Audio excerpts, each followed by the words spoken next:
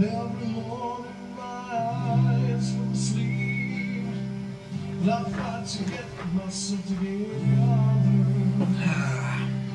I'm out to keep this life my own. How you doing out there? Trying hard to be something better. Let me just lower this music for you.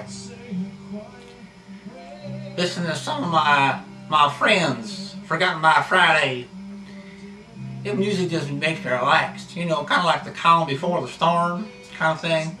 So this song is called Prayer to St. Michael. It's good stuff. Y'all check them out. Anyways, let me turn this thing down here. Let me introduce myself. My name is Roscoe Beretta. That's right, like the gun. And if you hadn't guessed it, I am Italian. Yeah, I'm 100% Italian. Don't let the beard and the hair fool you. Alright? Anyway, what I'm here to talk to you about today, because it is near Halloween and thoughts of ghouls and all kinds of undead and things and such, what I'm here to do today is talk to you about the impending zombie apocalypse. The end of the world, as it were. So, I was looking online and I see this article by this gentleman by the name of Robert Brockway. It's on a website called cracked.com. Well, Mr. Brockway is a smart individual, and I'm just going to put this out there as a disclaimer. I am just reading this from his website. I did not make this up in any way, shape, or form. I'm just reading it. I don't want to get arrested, you know what I mean? But what I'm going to do is I'm going to read what he says, and then I'm going to give you my take on it. My spin, as it were. Alright? So, I hope you got your notepad and your pen and pencil. And if you don't, too freaking bad, because we're ready to start. What I'm about to tell you may keep you alive if you listen. But if you don't take my advice, you just might die. So, I'm just saying, I'm just putting it out there, you know what I mean? Alright, so here we go. His article is entitled 5 Popular Zombie Tactics That'll Get You Killed. Alright? And I'm going to try to not get you killed. That's my job. That's what I'm here for. So here we go. He goes on to say, everybody has a zombie contingency plan. A unique and ingenious stratagem they spent hours contemplating that ensures they and their loved ones will stay alive in the event of a zombie apocalypse. The only problem? You got the exact same essential plan as everybody else. Go raid the gun store, get out of the cities as fast as possible, find a sturdy base to fortify and hold up in, use a melee weapon whenever possible to conserve ammo, and if the worst does come to pass and you find yourself facing down a crowd of the undead, take your time, aim carefully, and make every shot a headshot. Jesus, you ain't gonna last 5 minutes. Here's why.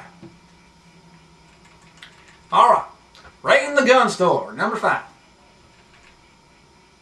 Mr. Brockway goes on to say this. First things first, you need a firearm. The time for common sense gun control went out the window the second Grandpa came back from the afterlife to make a sandwich out of your face. No matter what your political stance was before the uprising, you fucking love the Second Amendment now. You want the biggest, shiniest, loudest monstrosity possible. If there's a gun that shoots 1,000 bullets a second, that's great. If there's one that shoots 1,000 flaming bullets a second, even better. If there's a gun that shoots out other guns that all fire thousands of flaming bullets in mere seconds, like some sort of pyramid scheme comprised entirely of shredding death infernos, well, that would be just dandy. But even if you already have the God King of firearms, you're still not ready. You need to arm everybody in your group.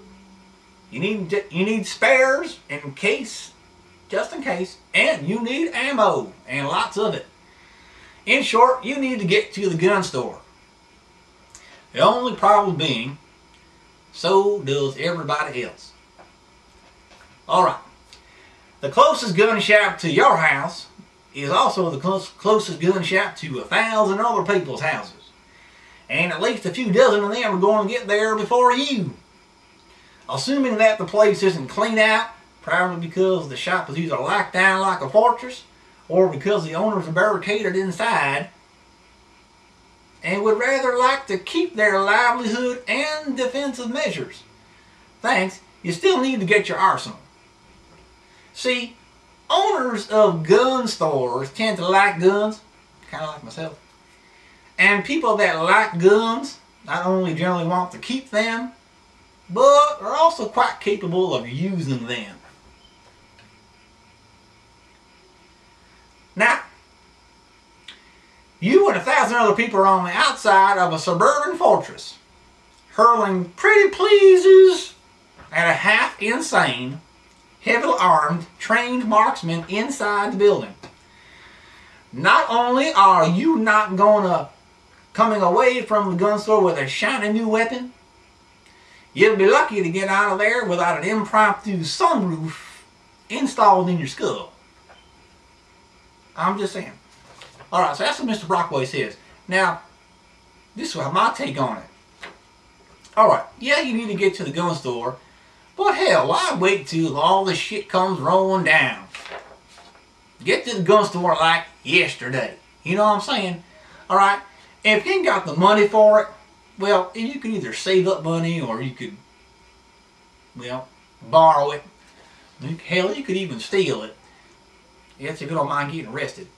Or, next best thing, you just contact, well, you don't have to contact, but you just take your brother's credit card.